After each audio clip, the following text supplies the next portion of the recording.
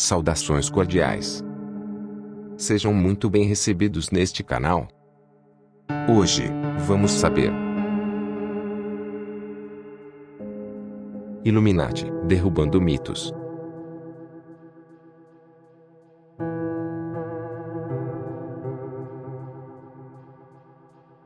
Pergunte ao seu teólogo da conspiração mais chegado e ele dirá que os Illuminati são um grupo de líderes secretos que controlam os eventos globais, mas os primeiros Illuminati não se esconderam nas sombras. As primeiras pessoas a se autodenominarem Illuminati, também conhecidos como alumbrados, orgulhavam-se de promover suas visões espirituais alternativas.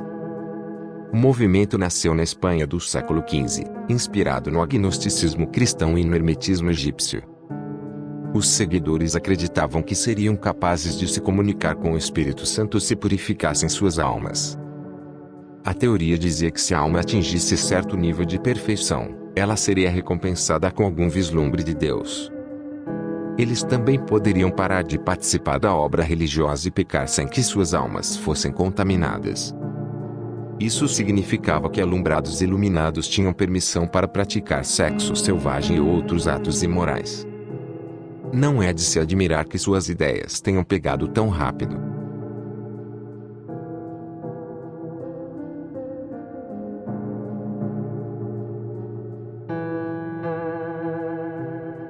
Os Illuminati são frequentemente considerados como onipotentes e opressores, mas os primeiros alumbrados foram frequentemente perseguidos por suas ideias religiosas. Seu evangelho heterodoxo logo chamou a atenção da Inquisição Espanhola.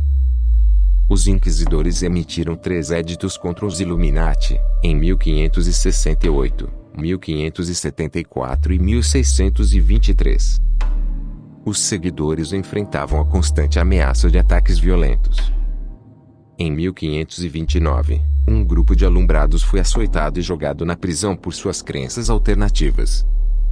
Na Sevilha do século XVII, o padre e ex-aluno Fernando Mendes tornou-se um inimigo notável da Inquisição Espanhola.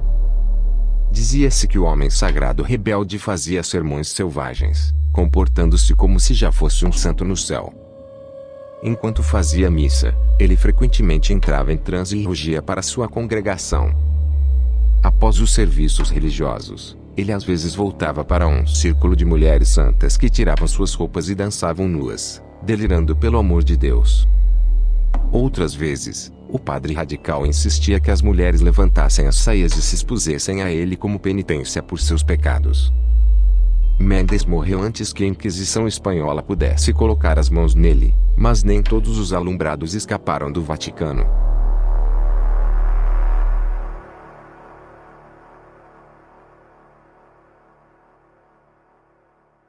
Ao contrário da crença popular, os Illuminati não eram todos ricos e poderosos. Muitos vieram de origens modestas. Uma das primeiras foi Maria de Santo Domingo, uma camponesa do sul de Salamanca. Maria se inscreveu na ordem dominicana quando era adolescente.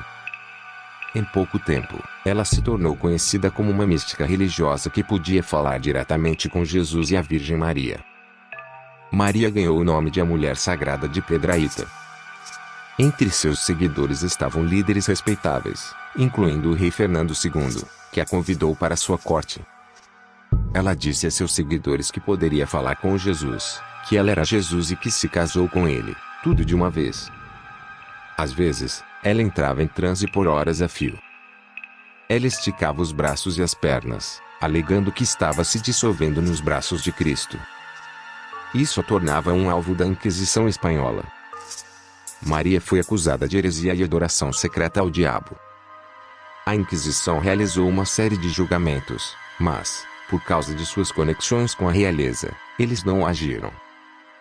Ela foi inocentada em 1510 e morreu um ano depois.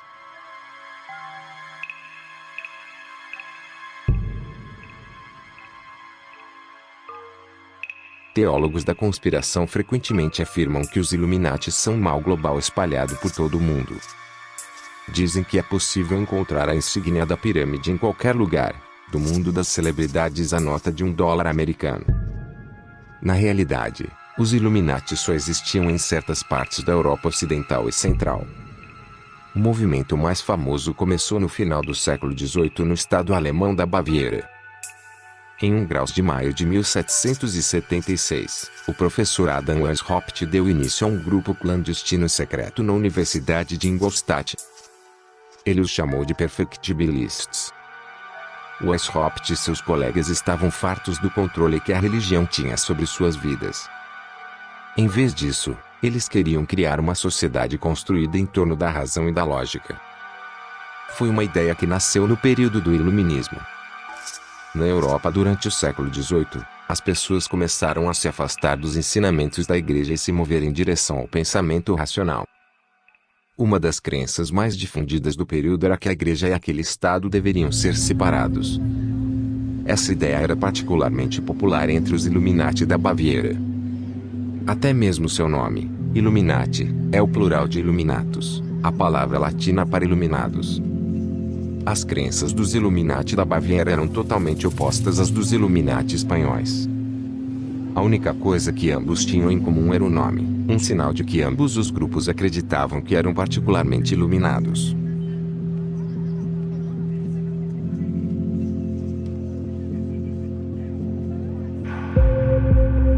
Digite o nome de qualquer celebridade importante e a palavra Illuminati no Google e você provavelmente encontrará uma série de teólogos da conspiração alegando que fazem parte de algum cartel obscuro.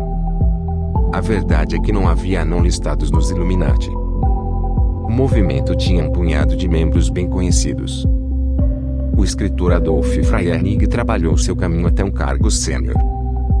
Nigg é provavelmente mais conhecido por seu livro de 1788 sobre lidar com pessoas, um guia prático para interações sociais.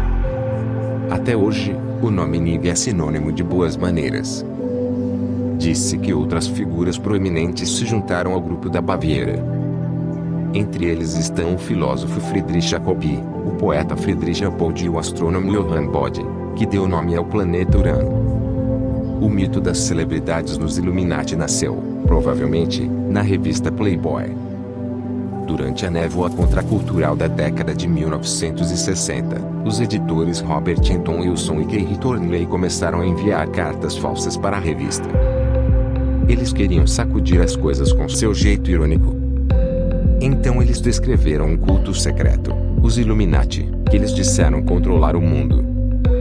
Depois disso, escreveram ainda mais cartas falsas, em desacordo com as que já haviam publicado. A coisa toda foi uma grande farsa orquestrada pelos escritores. Wilson até escreveu um livro com o escritor Robert Schiff chamado The Illuminatus Trilogy. Wilson e Schiff brincaram que os Illuminati estavam cheios de rostos famosos, junto com uma tripulação de alienígenas que veio de Marte para a Terra. A dupla disse a seus leitores que a sociedade havia organizado o assassinato de John Kennedy e que a pirâmide da nota de $1 era a prova de sua existência. Em algum lugar no meio de tudo isso, a piada se perdeu. As pessoas começaram a acreditar na brincadeira ridícula de Wilson. O que começou como uma pegadinha nas últimas páginas da revista Playboy acabou, décadas depois, se tornando uma das teorias de conspiração mais bem elaboradas do mundo.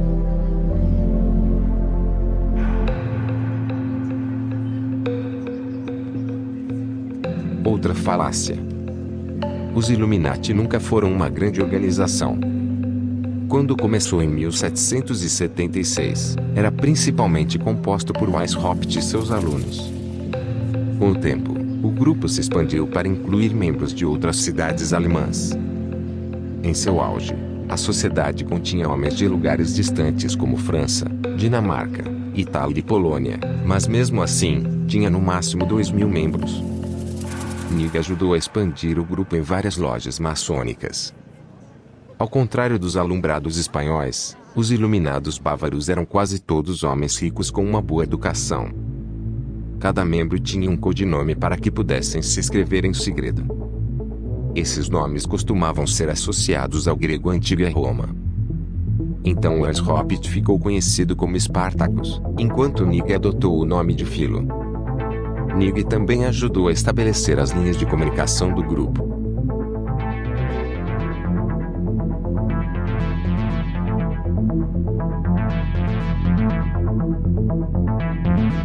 Em 1789, 1889, a França testemunhou uma das revoltas mais sangrentas da história. Os camponeses de todo o país lutaram contra o que eles descreveram como opressão da nobreza e da burguesia. Eles invadiram a Bastilha, forçando o rei Luís XV a conceder o poder e abolir o feudalismo de uma vez por todas. A Revolução Francesa enviou ondas de choque por toda a Europa.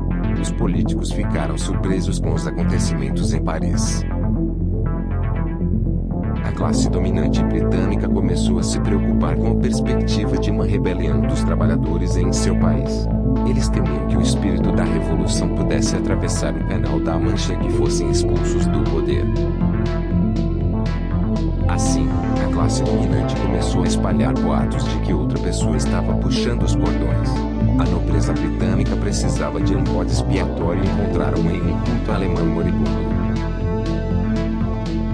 Os Illuminati, que a essa altura quase haviam deixado de existir, foram acusados de orquestrar tudo. Contrariamente à maneira como foram pintados por políticos britânicos, o grupo de Weishaupt nunca defendeu a violência. Eles acreditavam que, ao educar as pessoas, poderia mudar a sociedade com o tempo.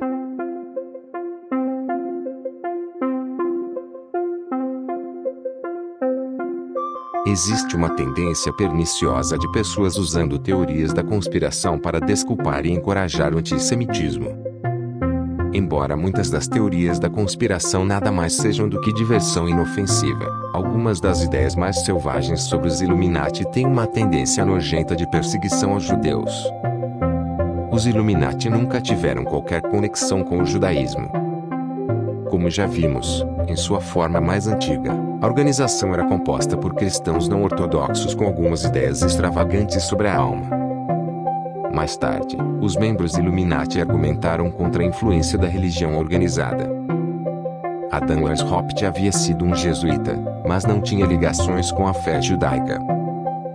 A ligação entre os judeus e os Illuminati surgiu pela primeira vez no início do século XX. Por volta dessa época, um documento começou a circular chamado de Protocolos dos Sábios de Sion. Isso sugere que, em 1897, os líderes judeus se reuniram com os maçons e começaram a planejar o fim da civilização cristã. A disseminação do liberalismo e do socialismo, disse, foram os primeiros passos em direção a uma nova ordem mundial judaica. Os protocolos foram originalmente lançados em russo, mas não demorou muito para que fossem traduzidos para alemão, francês, inglês e vários outros idiomas. Infelizmente, eles foram lidos e acreditados por pessoas em todo o mundo. Henry Ford ajudou a popularizar o documento nos Estados Unidos em seu jornal particular, mas em 1921, um jornalista irlandês começou a questionar se o documento era mesmo real.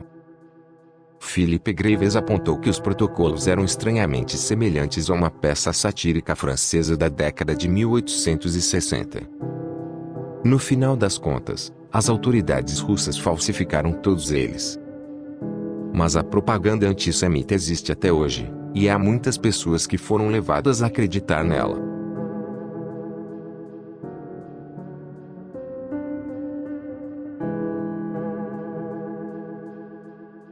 A ligação entre os Illuminati e o marxismo surgiu nos Estados Unidos após o fim da Segunda Guerra Mundial. Naquela época, o senador Joseph McCarthy estava realizando um expurgo em funcionários do governo que acusou de serem comunistas ou gays. Esses eram conhecidos como o Vermelho e Lavanda Sustan, mas os verdadeiros Illuminati não eram nada parecidos com os comunistas de carteirinha sonhados pelo ex-senador. Quase todos eles eram membros abastados da classe alta que se beneficiaram diretamente com a existência do capitalismo. Ao contrário de Marx e Engels, eles não aprovavam a revolução violenta ou a derrubada da sociedade de classes. Weishaupt e seus colegas queriam ver a introdução de governos seculares. Eles acreditavam que isso aconteceria com o tempo por meio de um processo de educação, por meio de reformas em vez de revolução.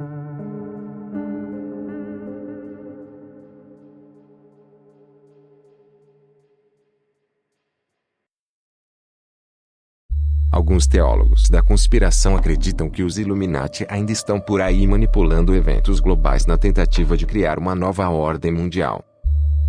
Isso não é verdade. Os Illuminati chegaram ao fim em meados da década de 1780. Em 1785, o governo da Baviera criou uma lei proibindo todas as sociedades secretas. Nesse ponto, o movimento já estava começando a se desintegrar. A relação entre Nig e Weishaupt tornou-se cada vez mais tensa e, no final, Nig deixou a sociedade. Outro ex-membro havia enviado uma carta condenatória à Grã-Duquesa da Baviera, revelando segredos ocultos sobre o grupo, ao mesmo tempo em que espalhava falsos rumores. A lei imposta pelas autoridades bávaras foi o prego final no caixão dos Illuminati. Alguns membros foram presos por seu papel na ordem.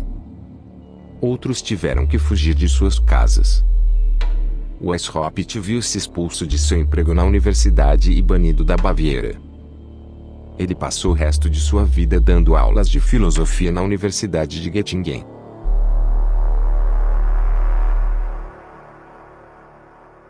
Se você gostou deste vídeo, clique em gostei.